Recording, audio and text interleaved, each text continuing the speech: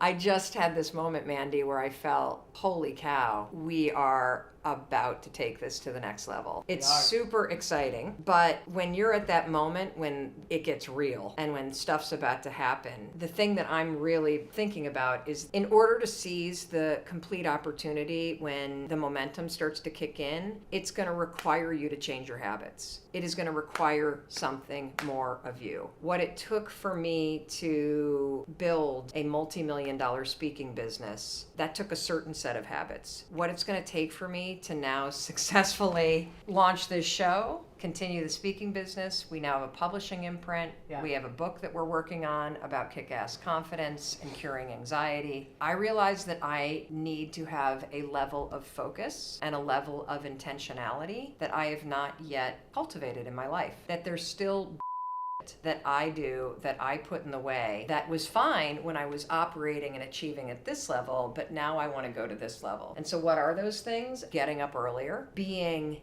a complete hawk about how I'm spending my time and attention. That in the mornings when I'm with my family, literally being hyper-focused on just them so that I'm present with them. And then confession, I'll literally work for like 25 minutes and then the ADD kicks in and then I'll find myself folding laundry for 20 minutes because I allow myself to get distracted. And see, that's the thing about habits and the levels of success that you get to. That when you recognize that jumping to the next level that you want to get to is nothing more than just tweaking your habits a little bit, that it's really that simple, you will start to be able to have quantum leaps. And I'm realizing that I have amazing habits, but they have gotten me to here. And if I want to get to the next level, it's going to require a level of focus and intentionality that I haven't demanded of myself before. No drinking during the week. Being super, super focused on the stuff that's really important. Probably hiring somebody full-time to be a full-time assistant to help me stay organized and focused in terms of scheduling and weeding through all the incoming requests. I think it's just about that, about this sort of like maniacal focus on things that are important. Like now is the time. And what's cool is you can make it happen anytime in your life. Like if there's some jump that you want to make. Look, I'm an extraordinarily productive person. I've accomplished a tremendous amount in the last 3 years. But what it's going to take for me to get to the next level and not destroy the people around me with my stress and be an amazing leader and be an amazing mother and be an awesome wife and actually be an incredible businesswoman is a level of focus that I have never required of myself. What's it going to require of you? I would say that the biggest thing that moving to the West Coast and being 3 hours behind the entire team has already started to make me do the little things. Like sometimes you have to force in place. if you want to work out more, you need a gym buddy that's going to meet you there at 6:30 a.m. and you're going to let them down. That's kind of how I operate. I just need to be forced to make those changes, but definitely it's consistency for me because I notice when I do. Well, what's the that you do? Same exact things you do, literally. They are not waking up early enough, going to bed at the same time every single night, being mindful of what I'm putting into my body because that does affect how you operate. I mean, if you put a bunch of junk in, you're going to be slower. You're going to be like drinking is another one of those things. For me, it's overall health, just being mindful of how I'm treating myself so that I'm actually setting myself up for success and I can focus for that long. Because what would be the next level of managing a team? Because you manage our team. Yeah. And we are a lean team. We're ridiculously efficient. Yeah. I mean, what we have going on in May is insane. We have a new course launching. We have, by the way, one of the busiest speaking schedules of professional speakers around. I mean, if you're at the top of your game, professional speaking wise, you're doing anywhere from 75 to 100 speeches a year. That's us. We have the 5-second journal that is back in stock. We have a new book that we're launching in the fall on anxiety and confidence. We have the show launching, a new website launching. The team management for me. Team management is all about setting everyone up on Monday. So what we used to do is we used to have these big macro conversations. We would be like, okay, we have this big project and this big project and this big project. Everyone just kind of check in. And now we're starting to do micro Monday morning kickoffs. I think meetings are the reason why corporate America gets stuck. I don't believe in them. I think that when you need something to get done, you pick up the phone and you talk to the person that needs to get it done and then you collaborate where necessary. But on Monday mornings, an hour with each team and having everyone talk about what they're actually working on, making sure that we're on the same page is huge. I have a question. Yes. We have decided, because we own the company together, the Confidence Project, that we are taking our personal accountability to the next level, that we are demanding more of ourselves because we see the importance in weeding out the little bullshit that's there. And trust me, it's a little bit. I mean, when I look at how I've transformed myself over the last 3 years, I'm an extremely focused and accomplished and successful person. But there's still a little bit better that I can do. And doing a little bit better based on where I'm at is the secret to enjoying what we've created for ourselves. Totally. But here's the question. How do we also inspire and support that same level of intentionality bump in our team? Because we're the owners. You know, we know how to inspire people. We know how to make people know that they matter. But given that we're going to demand more of ourselves, what do we need to do in order to have our team feel that they need to do that for themselves too? I've even noticed a shift in the team's productivity with just 2 weeks of Monday morning meetings where we talk about what are we going to accomplish this week. And for the 2 weeks that we've been doing that, I've felt the entire team elevate their own game even, just because we all know what we're working on. And when people know what and why, the intentionality automatically increases rather than, oh, I could do this. I mean, we're very lucky in that everyone on our team is really autonomous. Well, then maybe what we should do, I got an idea. Yeah. Maybe what we should do is on next Monday's call, we do what we're going to do in this video, which is I want you to think about the areas of your life and your work where you're productive and you're in action. That's fantastic. Keep going. What's the BS? The one or two things. What are the one or two things that you need to change? Whether it's getting up a little bit earlier or like me, not drinking during the week. I have one that I didn't say. I didn't have Wi-Fi on like a 5-hour flight the other day, and I actually got the project stuff done because I didn't have access to social media. I didn't have access to text message. I realized how much happier I felt by not mindlessly scrolling through social media and pretending I'm on a strategy hunt. And I got What are you doing? What is the commitment? It's one thing to see the insight. What's the commitment? What are you changing? You are a lot younger than me, so you're socially native, but I do see you all day long working and checking social, checking social. What if you were to say, during this 3-hour period, every day, 12 to 3, I turn off social? Whatever, like you pick, that's the thing that's going to be hard, but what would it be for you? Because this is the thing. We can identify what we need to do, but unless you make it specific, you're not doing. So I don't drink Monday through Thursdays. Not going to do it because that's during the week. What I need to get up a half an hour earlier. So instead of 6:15, I need to get up at 5:45. Those two things will make a big difference because they will have a big effect on the rest of my day. What is it for you? Get up at 6. Okay. Instead of 7. I would say no social from like 10:30 to 3:30 because that's awesome. That's hyper productivity mode for the whole team. Like everyone's on. I need to get way back into a workout routine that is essential for my personal accountability, for mental health, for physical health, and it makes me, when I go to the gym, I'm like, I am unstoppable and I can do anything. So those are the 3 things that I could awesome. Tweak about what I'm doing right now. Gotcha. Back to you. If you were to take your business or your life to the next level, what is 1 or 2 things that you need to remove? The BS that you do, the small tweak that you could make that would increase your focus on actually being able to work on the important stuff. I want you to put it in the comments below. Tell me and tag us. We're doing it. We're going to be documenting it and showing it to you in hopes that it inspires you and helps you make the changes that you need. You want to be a travel blogger, it sounds like. Yes. Right. Okay. Great. Yeah. Does that scare you? Not at all. I'm pushing myself quite a lot. Even before my parents passed, I had the goal, okay, I want to make my illustration job and so on. But here's the thing. Tell me the thing. I'm doing this since, like I said, I mean, I draw for more years now, but I started the online business 2021. So yeah. And I'm not making that much income. Sometimes there are months where I'm making nothing, and that's totally fine because I'm at the beginning. I also have. That's also good to know. I have an Instagram. I have a YouTube channel. I love making videos. I'm learning so much.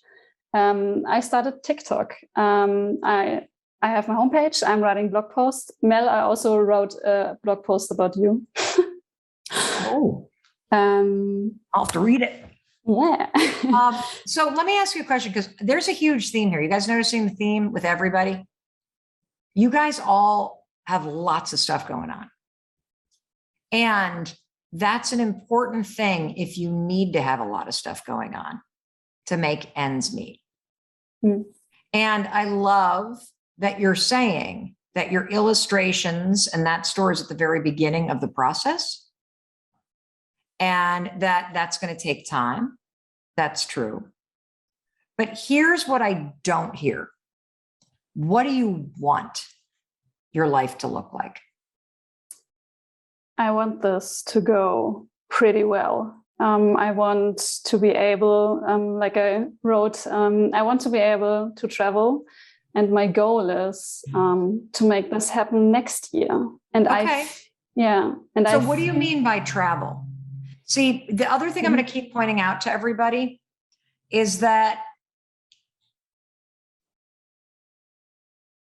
before you can figure out the plan or the map to get where you want to go, you got to pick your head up and point at what you want. And the more specific the destination, the better. It is impossible to give you great guidance and coaching if I don't know exactly what you want. Because here's the thing, if you really wanted life where you travel, I can tell you 10 travel bloggers that you should follow. You can stalk their stories, and with your skills, you could probably be making money and doing that full time in a matter of 3 to 6 months. Because there are magazines that are looking for freelancers to do that. Once you get with one hotel, they connect you with another hotel. Once you start tagging people, cafes, it is one of those things that builds. You've told me you have no debt, that you have savings, that you have a job that is 12 hours a week that is not keeping you somewhere. So what do you actually want? I know when I do this next year. So my first goal is to go to Japan again for 3 months. Okay. And I know that at my part-time job, they won't let me go and say, okay, it's unpaid vacation. And when you come back here, you can start again. So I know, okay, it's kind of. So here's what's interesting. You ready? Yeah. I'm going to push you a little bit. Yeah, please. Do you have, is that house that you're sitting in a place that you own that you have to pay for? Nope, it's a flat. And it's the flat of my best friend. And I have to pay such less money. Let me tell you something. Yeah. Your whole life is organized around what's happening at this 12-hour-a-week job. Yes, exactly. Do you know why I'm pointing that out? No. We are in the single best job market in 40 years. What was my best job? No. This is the best job market in 40 years. People cannot find people to work. Yeah, exactly. Mm-hmm. What I'm trying to tell you is that you're organizing your entire life around a part-time job. I know where you're going. Where am I going?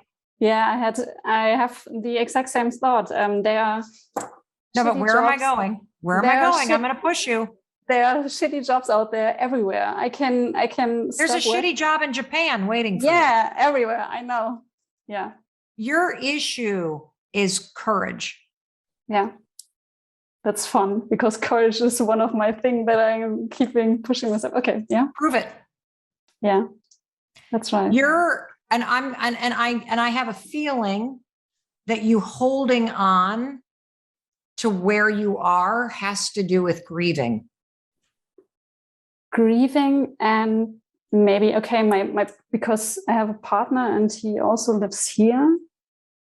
But I think we can maybe hopefully figure something out. Elena? Yeah. Hope is for children on Christmas morning who hope that they're going to get a certain present. You are a 33-year-old brilliant woman who has taken control of her healing, who has figured out how to set up an entire business around your illustrations. You have paid off your debt. You have savings. We are no longer in a game of hope. We are in the business of creating a life that's amazing. And that begins the moment you wake up and go, what the fuck am I doing? I'm worried about this job. I am going to call a meeting tonight with my partner, and I'm going to say, here's what we're doing. Yeah. We are going to reinvent our lives. Fuck it. Let's figure out how to go to Japan for 3 months. Because this shitty job's going to be here, and so is this flat when we decide we don't like it. And if I burn through my savings trying to figure something out because I can't figure out how to make that work, then I'll just save more money. Yeah. You have nothing to lose. I'm writing courage big on courage. And courage means action. Yeah. You're going to feel afraid, but this is the day. No, that's normal growth. You're not going to grow in that flat. And you're not going to grow next year. And I'm not going to allow you to wait another year. Yeah. And this is exactly what I'm feeling. Every time I wake up, I'm doing my stuff, and I'm doing quite a lot of stuff. And I wrote it also to you. Wait, let me point this out. I saw it. I don't need this. You don't need that. I don't need this story. I don't care how much you're doing. You're doing the wrong stuff. Yeah. I'm fucking busy too. And for a long time, it was the wrong stuff, which is why I was miserable. The only thing I felt, why I feel so, why I ask you if it's a naive or so, because I'm not making that much income or not at all income now. This is who cares? Who cares? So you're not making a lot of income, which only means if you stay in the place that you're in, you're going to stay trapped because you don't have enough income. You're not going to have enough income next year either. Yeah. Take a risk. Live a little. You can come back to this. Yeah. This was exactly what I was feeling the whole time. And I hope this is exactly what you do. Yeah. Because feeling it, unless it activates action, you might as well just fart, because it doesn't do anything. Like, it just is like, you need to get frustrated and say, I'm done with this. I am sick of myself. In fact, let's pick a date right now.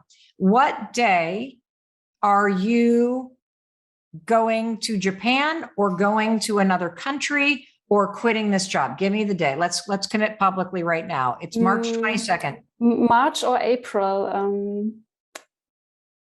Give me a date. Let's pull the calendar. Okay, let's say April the 1st. April 1st? Hell yes. All right, great. You're going to keep us posted on where you're doing and what your plan is. I will.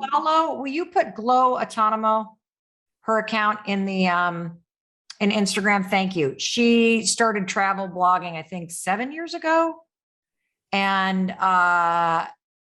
really amazing woman, really good friend of mine, super inspiring. Okay. She'll give you tips. And I think on her YouTube channel, she's got all kinds of stuff about how to get started. She's killer. I also haven't found an illustrator who does this, because I would love to incorporate both. Listen, I think your ideas are incredible. Go do them. Okay. Here's an illustration. You ready? Yeah. Give us an illustration of the moment that you got off your ass and quit that job. And then give us an illustration of you buying the plane ticket. And then give us an illustration of how scared you are as you see the savings go down a little. And then give us an illustration of what your partner looks like when he's like, wait, what? We're going where? And then give us an illustration of your first day in Japan. Yeah. And then take us on the journey with you. Yeah. All right, awesome. You're awesome. Thank you. I can't wait. I've been saying it a lot, that every single day when you wake up, you can decide who you're going to be. And the reason why it's so important to wake up and either consciously choose, decide, or set an intention about who you're going to be. The reason why this is so important to start doing every single morning is because if you don't consciously decide who you're going to be, your habits, your old patterns, and the stress of the day will decide it for you. You see, human beings, this was so liberating when I learned that human beings are nothing more than a ton of patterns. We learn patterns from other people, and then we repeat those patterns. And so if you find that you're stuck in a rut, or you're overwhelmed, or you're in a negative place, and you are really tired of being there, the first step to getting the life that you want is you must wake up every morning and interrupt the patterns and the automatic nature of how you go through your day, just going through the motions. And the simplest way to do that is to wake up and set an intention. So when I say decide who you're going to be, what I'm talking about is, what mood are you going to be in? How are you going to behave? What are you going to show up and do today? Are you going to be motivated? Are you going to be patient? Are you going to be present? Are you going to be grateful? Those are decisions that you can make. And when you wake up in the morning and you set an intention, today I am going to see the good. Today I am going to be optimistic. Today I'm going to turn off the television when I get home. And I'm going to spend an hour on my dreams. When you wake up and set an intention and you decide who you're going to be today and how you're going to show up and what it's going to feel like to be you, you take control of the day. And you give yourself an anchor to keep coming back to, so that when something stresses you out, or you catch yourself thinking negative things, or you get a text, or somebody doesn't respond to you and you start to feel discouraged, come back to your intention. Today I said I would be optimistic. Today I said I would see the good. Today I said no matter how tired I am, when I get home tonight, I'm going to find an hour for me. That's what I mean, Night Queen Bee, when I say decide who you're going to be today. And that's why I think it's so powerful when you wrap your mind around the fact that every single day you get to wake up and decide who you're going to be today. And it's the first step in taking control and creating the life you want. My name's Amber Parsons. I homeschool my children. Yep. And I want to, I also run a ceramic business, but I want to go into mental health and create an art therapy program. Great.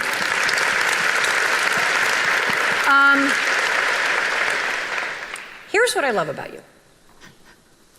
Could you tell, as she was sharing that with us, that you were unsure about that?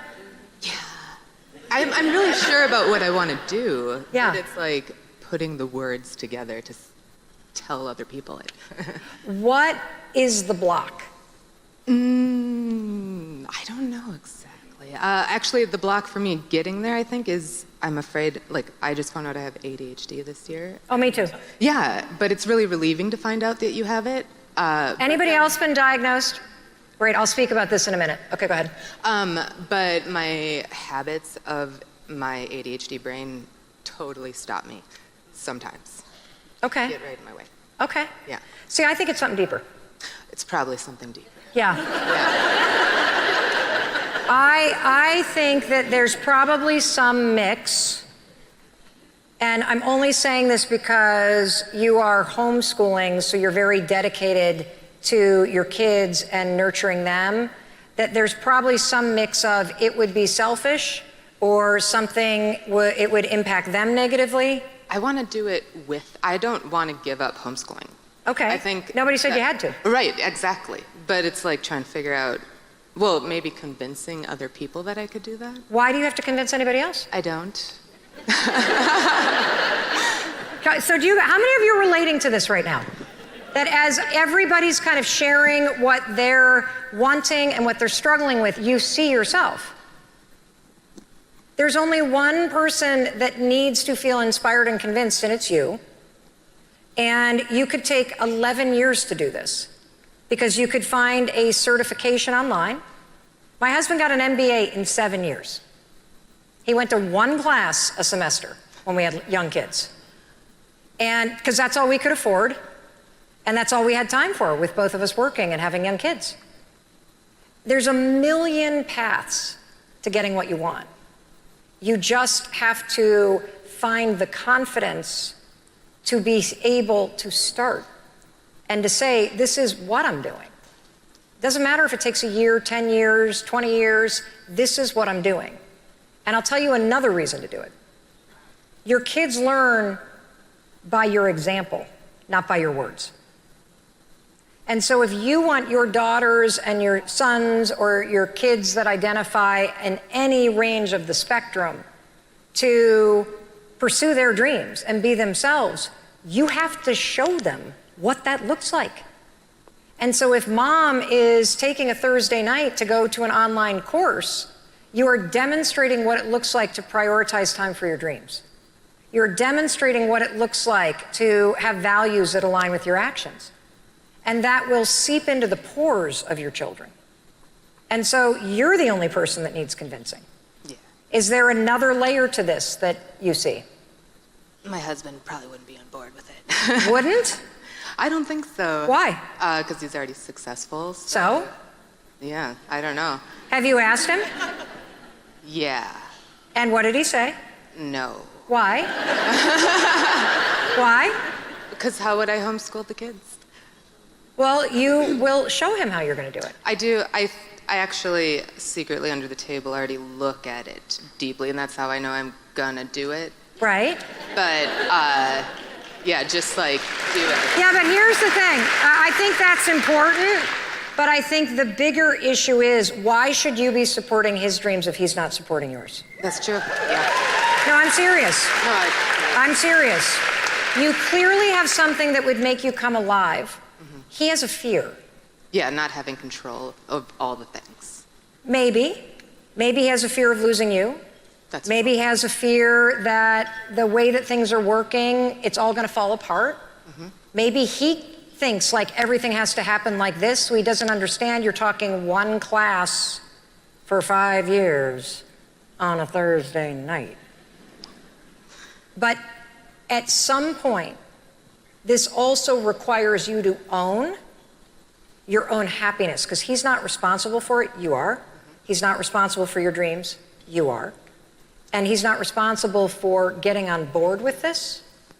You're the one that needs to create the permission and then enroll people around you. Yeah. He doesn't get to choose, by the way. That's true. I'm serious. I know that deep down inside. Right? Yeah. So my concern is this, that when we don't have these conversations about the bigger issues of fear and control and my dreams, and that there's a way to do both, we end up doing things that feel sneaky and undermine trust. And so it's important that where you see that you can't be your authentic self, you start to have those conversations, because I want you to grow in your relationship. And there's a way for you to do that, even with somebody who's scared of you growing. But you have to be the one that leads the way. Okay? All right. I know it scares the hell out of you. Let me have this. Great job, by the way. Your life blows up and you find yourself in the ocean with like pieces of the boat all around. Look for a fucking life preserver or a raft. Okay? So I want to applaud you for doing what needed to be done when the you know what hit the fan.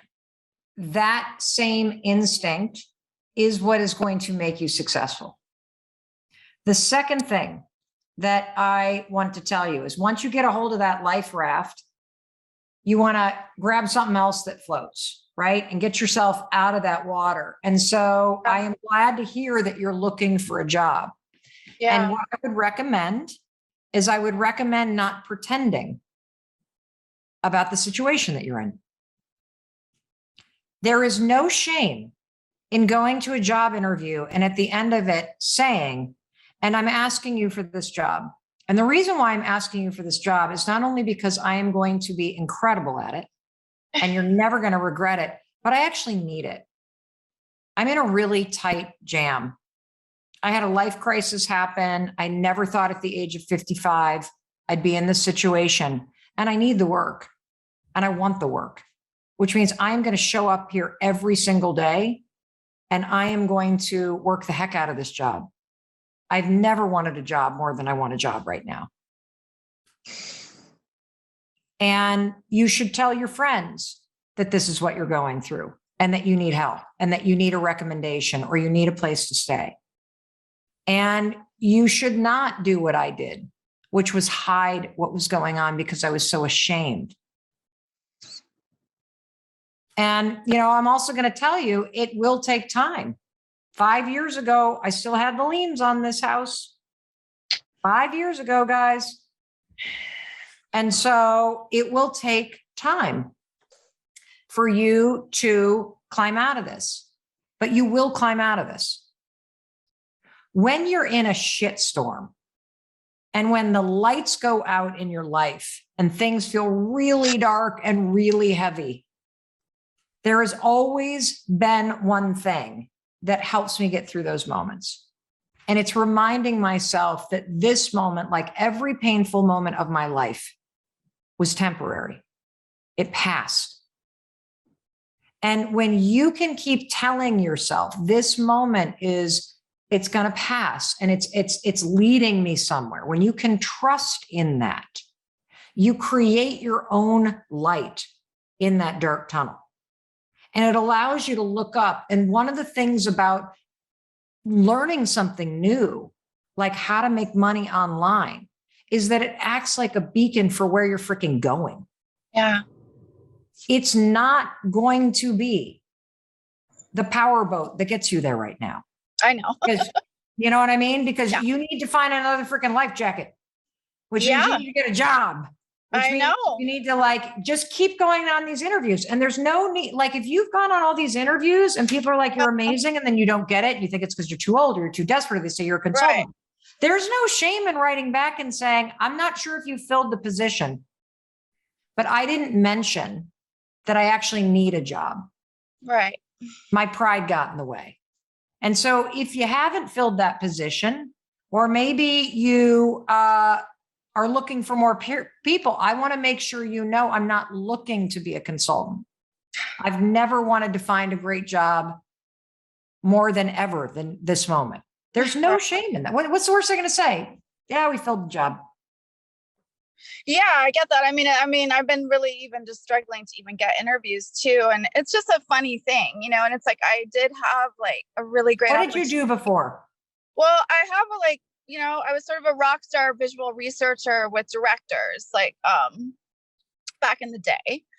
And I took an odyssey out of that when I had my kid and went to Europe, and I had a company doing that. And recently hooked up with my old team through B School. We're starting a Pinterest collective. So I'm reactivating this whole visual research space. Great. Let me tell you what you could do tomorrow. Yeah. Project management. I don't know, girl. I'm like the worst project manager. Bullshit. Bullshit. You can't manage your own life. You can manage somebody else's project. Maybe. 1,000%. 1,000%. Do not look for a job in what you used to do. Okay. Look for a job managing projects in any kind of company, because you just need structure and a place to go every day and a paycheck.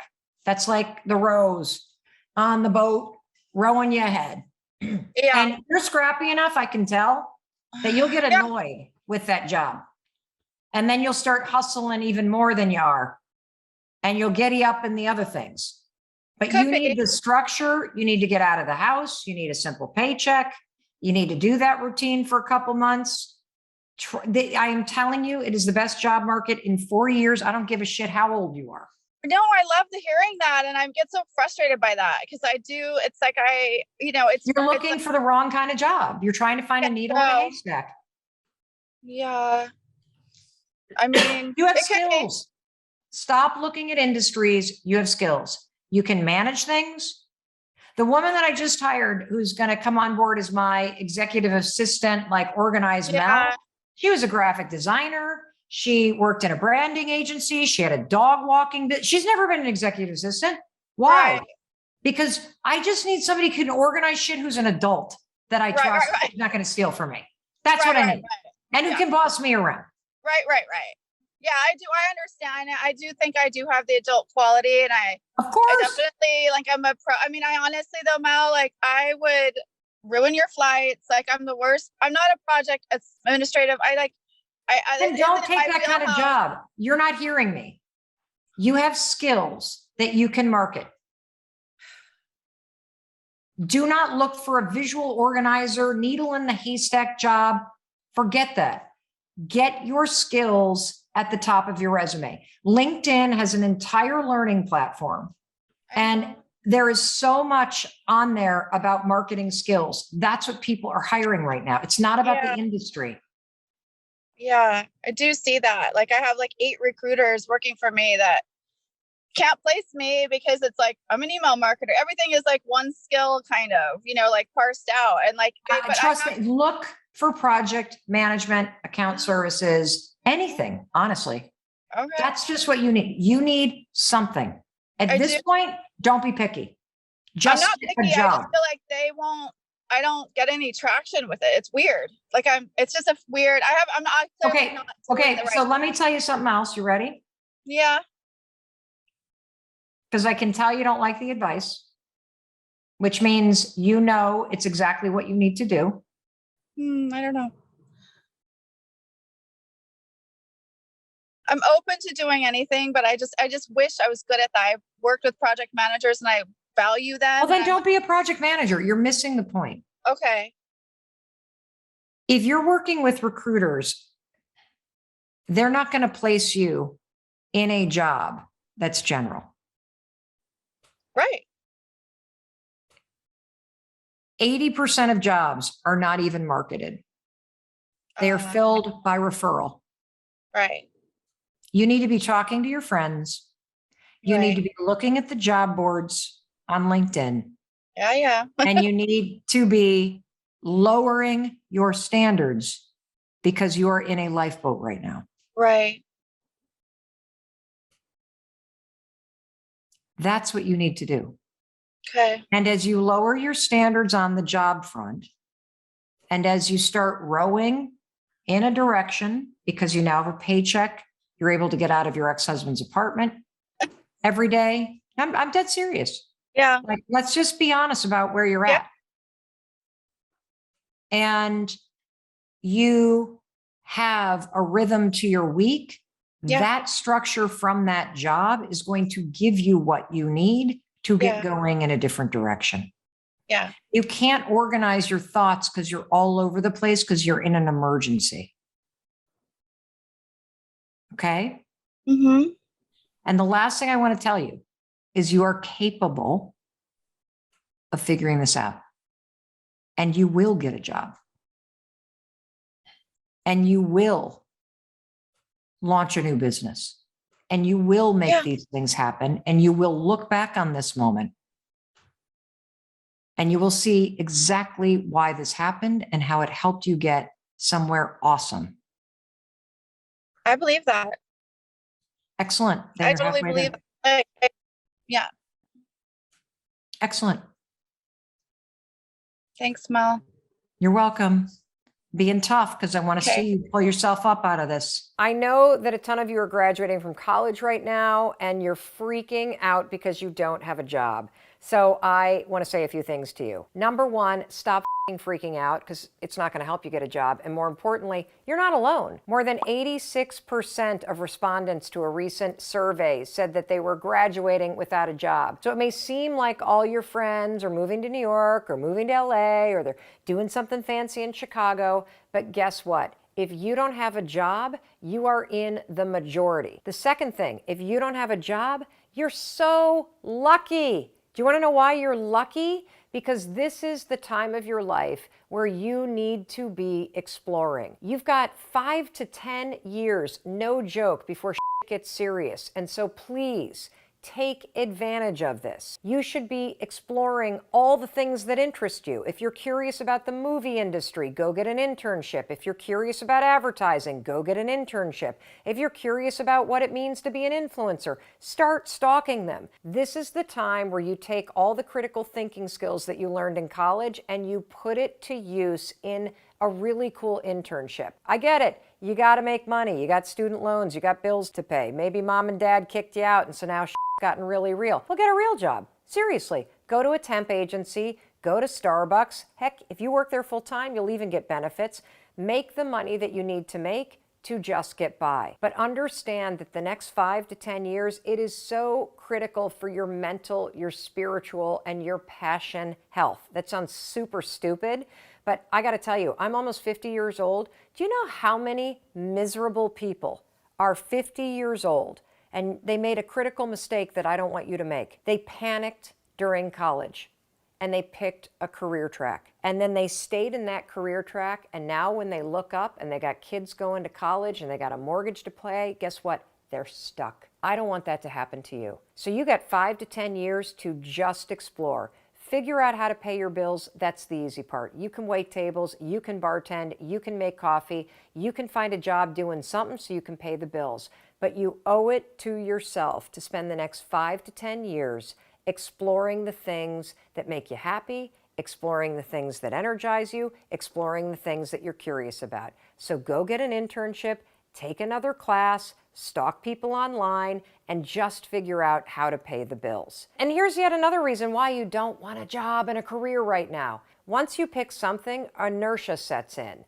And so you think that you're just going to take this paralegal job, even though you don't want to be a lawyer, and you think that you're going to take it to pay your bills, and then you're doing it full time, and next thing you know, a year has gone by, and people are applying to law school, and you're down the road, and you start to panic again, like you're panicking right now, that there's nothing else that you could possibly do but be a paralegal or a lawyer, and Newton's laws of physics have taken over. You're now down the road, and guess what? You're going to wake up and look up 50 years old, and you're going to be a lawyer, and you're going to hate your life. So I'm telling you right now, give yourself 5 years to explore, to make mistakes, to fall on your face, to intern for jerks, to intern for cool people, to scrape by and learn and absorb as much as you can. This is the time where you can afford to do it, and it's the time when you should. And at the end of the day, the single most important thing that's going to happen in the next 5 to 10 years are the people that you meet. So along the way, make sure that you take great care of people. So again, you are so lucky you don't have a job, because now you've got the opportunity to explore whatever the hell you want. So go do it. One of the other things that I love to do is to bring you behind the scenes. You're actually with me in LA right now in my hotel room. We had some downtime before a huge event, and so I'm taking the time to answer a bunch of questions that we've received. Strick is asking, how do I be more present? It's a fantastic question, and let me distinguish really quickly before we jump into how, the difference between the past, the present, and the future. If you're living in the past, you're going to be depressed because you are rehashing things that happened to you that are not going to happen again. If you're living in the future, you're going to be anxious because you are anticipating what's coming, or you're wishing for things that aren't happening yet. Being in the present is where the gold is. Being in the present moment is where you will have the greatest control, where you will feel the most at ease, and where happiness flourishes. There's a super tight connection between happiness and the ability to live in the present moment. A lot of people believe that happiness is tied to the things that happen to you. Not so at all. In fact, there is a professor of positive psychology. He's one of the grandfathers of the movement. He teaches at the University of Pennsylvania. His name is Martin Seligman, and he's studied happiness for decades. Now, one of the things that we've talked about a lot is that 40% of your happiness levels are preset by genetics. 60% you are in complete control of.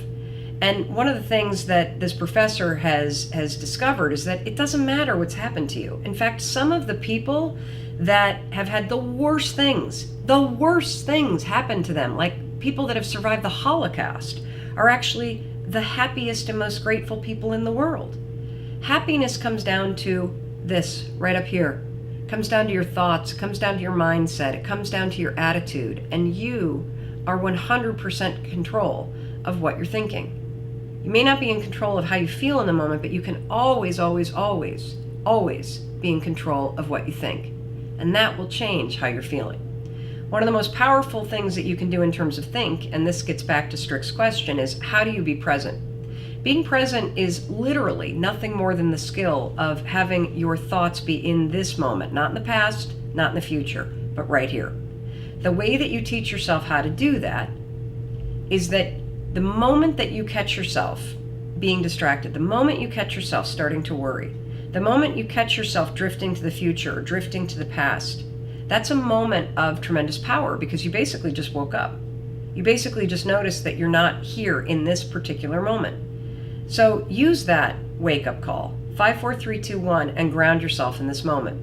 The best way to ground yourself in the moment is to look for something in this particular moment that you can savor. Now, I'm using the word savor on purpose because it's the word that psychologists use to describe what happens when you find something in this moment right now, right here, right now, to focus on and to appreciate.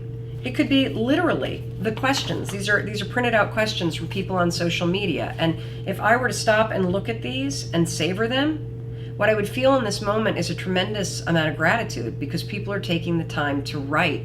And that makes me feel incredibly grateful. And it also makes me very happy because it means that the folks that are writing are taking control of their lives and seeking out the information that they need. Another form of savoring that we can all relate to is eating. As you're eating, instead of drifting to the future and thinking about all the things that you need to do or hanging out in the past and rehashing everything that's happened during the day, be in this moment, in this meal. Slow down. Think about the food that you're eating. Think about the people that you're sitting with and how you feel about them. And if you want to take it up a notch, actually acknowledge them. Hey, this food tastes amazing. Thank you for cooking, or I'm so glad to see you and that we get the time to have this meal together. Those small, simple acts of savoring are how you expand your happiness inside the present moment. So, how do you be more present? Simple. The moment that you catch yourself in the future, in the past, worrying, whatever, refocus yourself right here, right now, and then find something right here, right now that you can savor. And when you do that, you're not only going to be present, you're going to feel more grateful, and you're going to feel a little boost of happiness. I have a great story to tell you. And it's a story about the purpose of your dreams and why your dreams are not meant to be achieved. Not necessarily. Your dreams have a different purpose. And what your dreams are meant for is your dreams are meant to act like a beacon outside of you, out in the future, something that's so inspiring that calls you through your fear, through your doubt, toward your dream.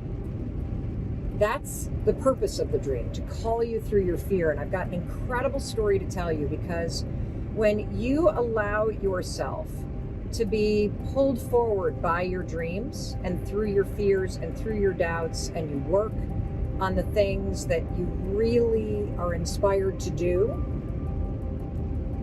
what's meant for you will find you. So I want to take you back a couple of years when the 5-Second Rule book was launching. It came out in February of 2017. I was a self-published author. It was very important for me to self-publish the book because I wanted to make sure I owned the content. And being a self-published author is incredible, but you don't have the support of a massive traditional publisher. So you do everything on your own. And my dream at the time was to be a New York Times best-selling author. I had always dreamt of it, and I'd always dreamt of being number one, not just making the list, but being number one. And I worked so hard on that book. I put my life and everything I had into that book. And for 6 months, I did all of the things that you're supposed to do in order to sell as many books as you need to sell in order to make the New York Times bestseller list. And I'm saying for 6 months, I was schlepping books around to every speech and pre-selling copies and writing lists by hand of people's names so I could send them signed books when the book came out. And I was creating email campaigns and doing stuff on social media, networking with influencers. When I tell you for 6 months straight, I did nothing but try to figure out what I could do to try to reach my dream of being a New York Times bestselling author. I did everything you were supposed to do. So the week that the book comes on sale, the day that it happens, I send out a newsletter to our newsletter list. I tell everybody on social media. A bunch of my friends post about the book. And all of a sudden, sales start rolling in. I'm super excited. I'm getting texts from friends. I just bought your book. And about an hour later, I start getting emails from people saying, I tried to buy your book on Amazon, but it's out of stock. And I thought, that's unbelievable. Holy cow. I was so successful at marketing this book. I've worked so hard. I've been rewarded. We've sold through the tens of thousands of copies that our printing and publishing partner printed for us as a self-publishing. I was so excited. I was doing a happy dance. I thought all my hard work is paid off. My dreams are coming true. And then the emails started to come in. It's out of stock. It's out of stock. It's out of stock. And I start to think, I don't have that big of an email list. There must be something wrong. I couldn't have sold through that many books in an hour. And so I go to Amazon, and sure enough, the book is listed out of stock, which the book remained listed out of stock for the first several weeks that it was on sale. And it wasn't because we had sold all the books. Amazon listed my book as out of stock because we had sent so much traffic to Amazon, and I was a nobody, and Amazon had no idea who I was because I'm a self-published author. And when they get a surge of traffic on an unknown product like that, they list the book as out of stock until they can figure out what's going on in terms of the traffic and their actual inventory in the warehouse. Now, not knowing any better, I didn't know who to call. I had no power to change the situation. And so for 3 weeks, the book remained out of stock as all my marketing was happening, as I was appearing on podcasts, as I was showing up on like Tom Bilyeu's Impact Theory show and Lewis Howe's School of Greatness podcast. All of my effort was sending everybody to a page that listed the 5-second rule as out of stock. I felt like the world's biggest failure. I felt like God and the universe was punishing me. I regretted every decision I made to self-publish. I felt like there was something wrong with me because I had worked so hard to make this dream come true. And in that critical 3-week period, when all of my effort was supposed to be selling books, the variable of Amazon I could not control. And I literally cried every day. Every freaking day.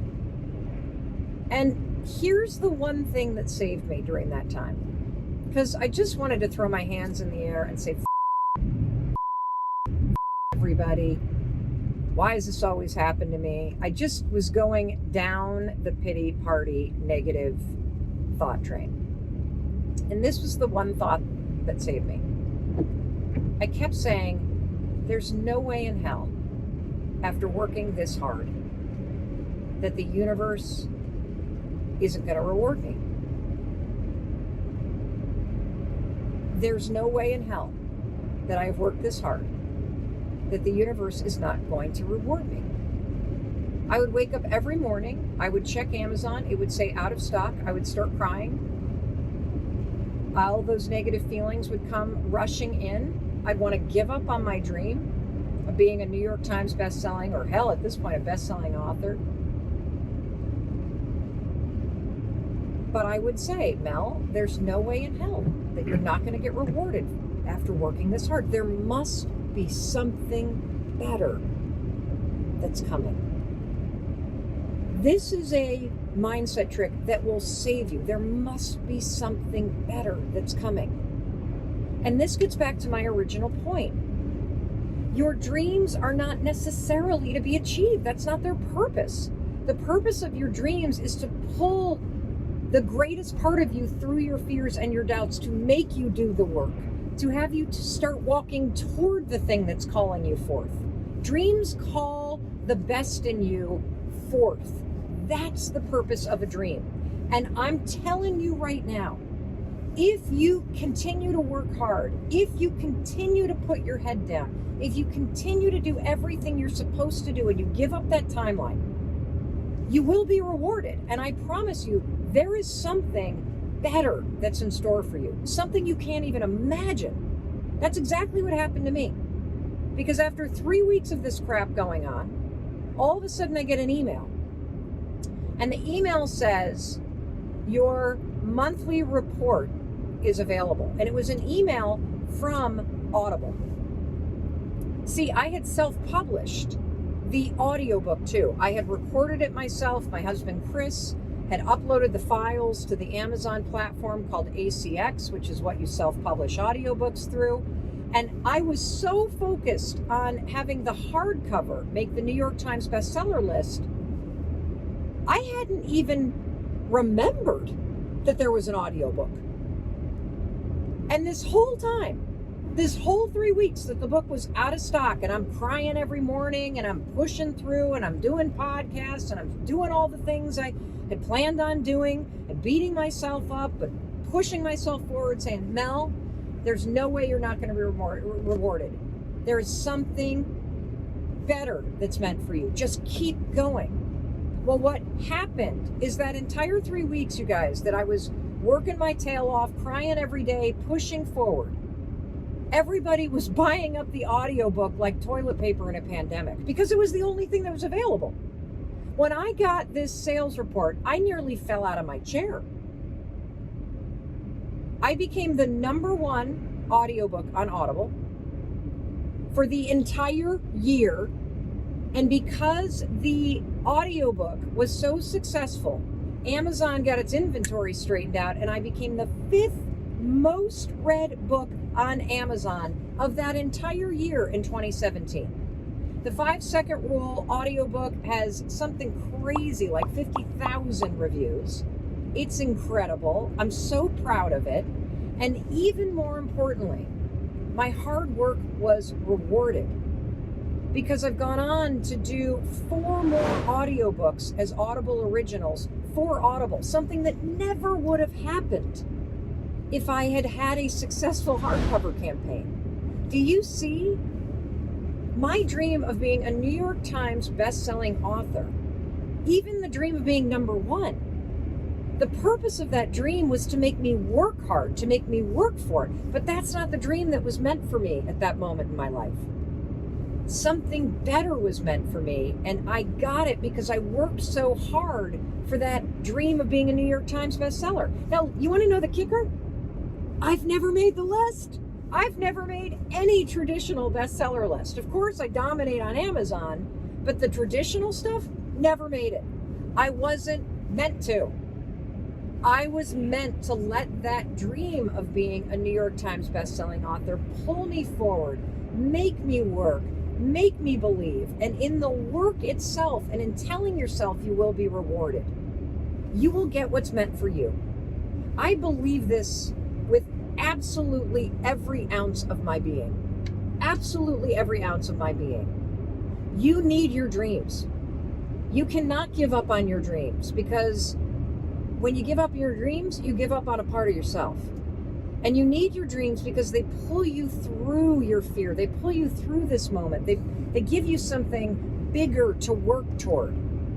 They activate and energize something inside of you. But if your dreams aren't coming true, remember your friend Mel Robbins, and remember this story that I told you, and you keep your head down and you keep working for it. Because I promise you, if you give up your timeline, if you keep putting in the work, you will be rewarded. And on those mornings where you wake up like I was waking up every morning and crying and making myself wrong, you flip your mindset and you remind yourself, there's no way you won't be rewarded when you work this hard. And you remind yourself that there is something better that's meant just for you.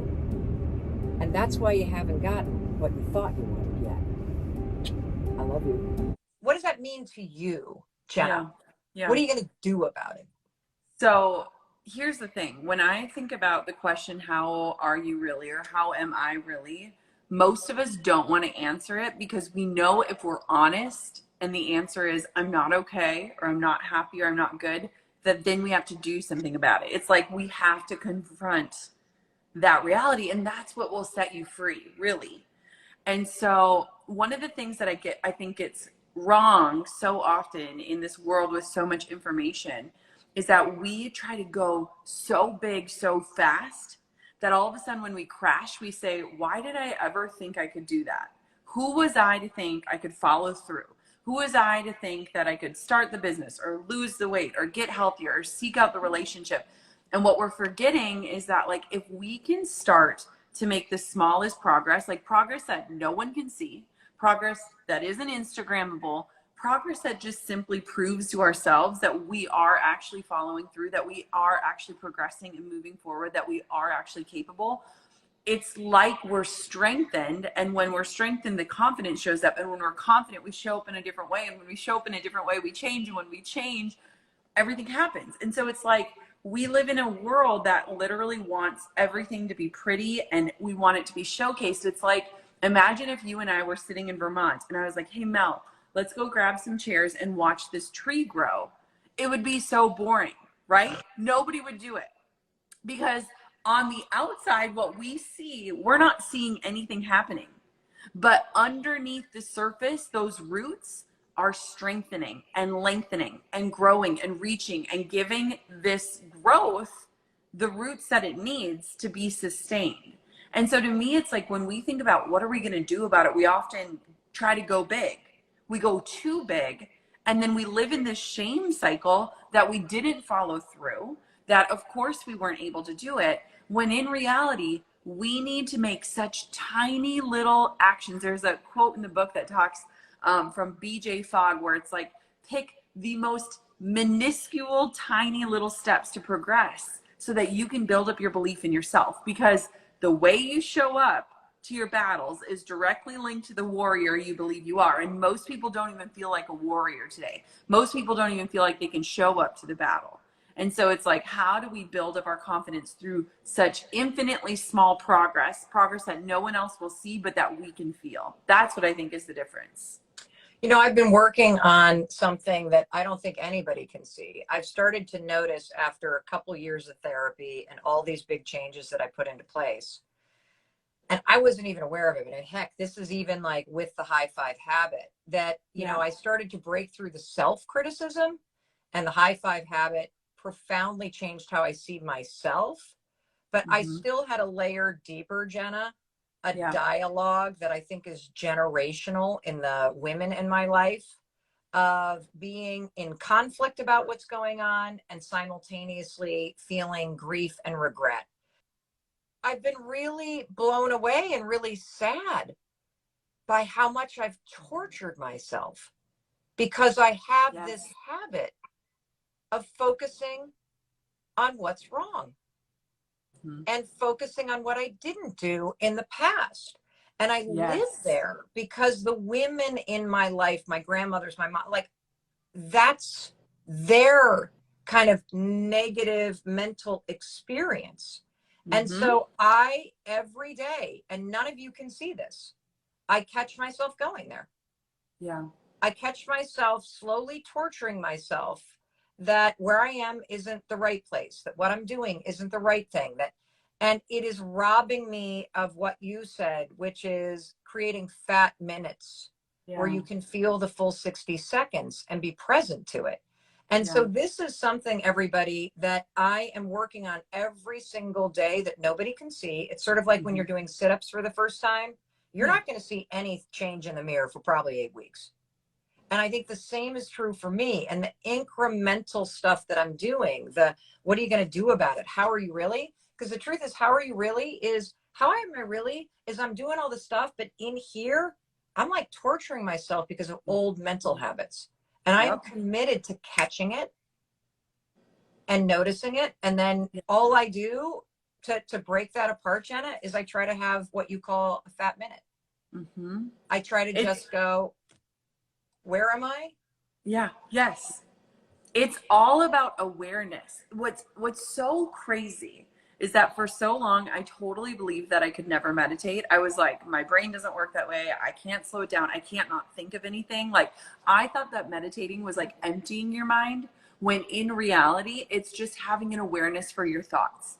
And when I shifted it, I am like obsessed with meditation. Like, before I went on the Today Show, I freaking meditated. I was like, who am I? Like, I don't even understand, but it's wild how much of our lives we go through without noticing, whether it's the people, the feelings, how we're really, our thoughts, our narratives, the things that we're beating ourselves up for. We go through and we just don't even notice. We don't even feel it. Like, there's a chapter in my book about feeling your feelings. Like, it's not about just letting happiness be the destination in our life. It's moving through life with this richness of feeling our feelings. Our feelings are communicating things to us.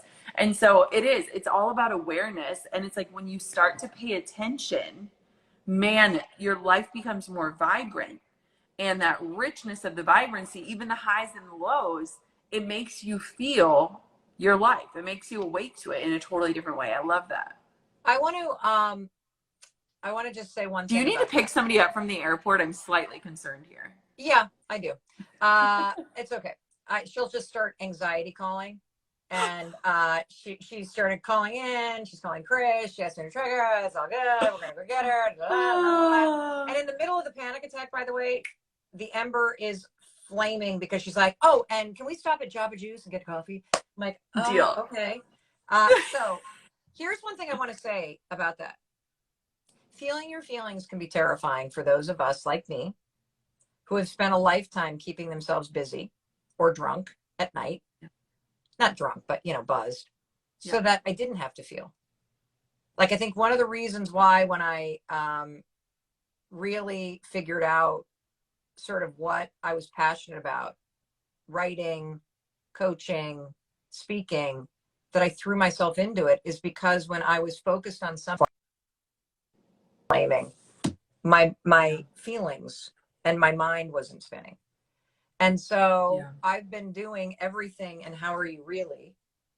And the slowing down, the getting back into my life, the being honest with myself about how the busyness was really not making me happy. And I will tell you guys that when you start to slow down and you start to truly feel what's there that you've been numbing or running away from or like arguing against, that bridge between the old you and the transition to truly like that ember inside you of how you want to feel in your life, which is in it and present to it. Crossing that bridge can be terrifying, but you can do it. Mm-hmm. And so it goes back to what we started in the very beginning. There is an ember that's burning inside you, even if you feel like a burnt toast piece of crisp pile of ashes. That I hope that this conversation has fanned so that you feel it burning a little bit of yearning. Hey, it's Mel. Thank you so much for being here. If you enjoyed that video, by God, please subscribe because I don't want you to miss a thing. Thank you so much for being here. We've got so much amazing stuff coming. Thank you so much for sending this stuff to your friends and your family. I love you. We create these videos for you. So make sure you subscribe. Mwah.